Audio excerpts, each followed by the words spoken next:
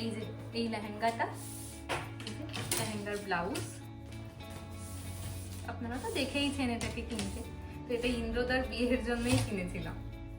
এটা পরছি। আর জুয়েলারির মধ্যে এই চোকারটা, একটা স্টোনের চোকার, এই চুড়িগুলো পরবো, এই ঘড়িটা পরবো ম্যাচিং করে, এই ইয়ারিংটা।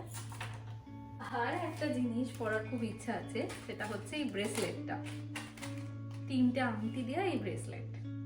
আর যদি চুলটাকে ঠিকঠাক ভাবে বাঁধতে পারি তো এই ক্লিপটা লাগাবো। বিয়েবাড়ি উপলক্ষে আমি একটা হেয়ার কালার নিয়েছিলাম।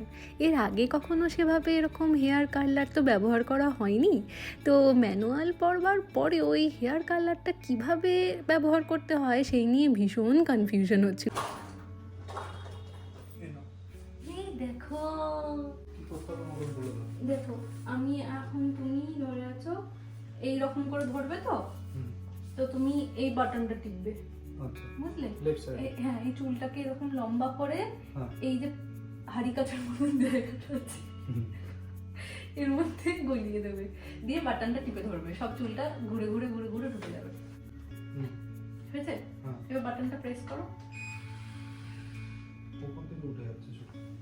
উপর দিকে কেন হচ্ছে? আচ্ছা যাই, হয়েছে। হয়েছে। এবার আচ্ছা ওই বাটনটা প্রেস করে থাকো তো, টিপেই ধরাবো ততক্ষণ না নিজের থেকেও বিপ বিপ করে সাউন্ড দেবে, টিপে ধরাবো। হ্যাঁ, এই যে এইটাই বলছিল। এবার টেনে নাও, এবার টেনে নাও। হয়েছে না? হ্যাঁ, আর একটু মাথার কাছে ধরো। হ্যাঁ হ্যাঁ, ঠিক আছে। এবার তুমি সুইচ টেপো। হ্যাঁ, টিপে ধরে থাকো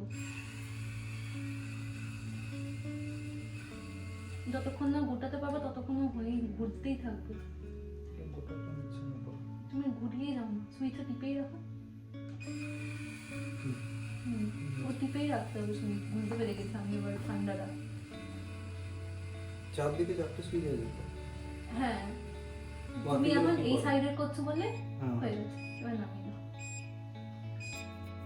বাহ,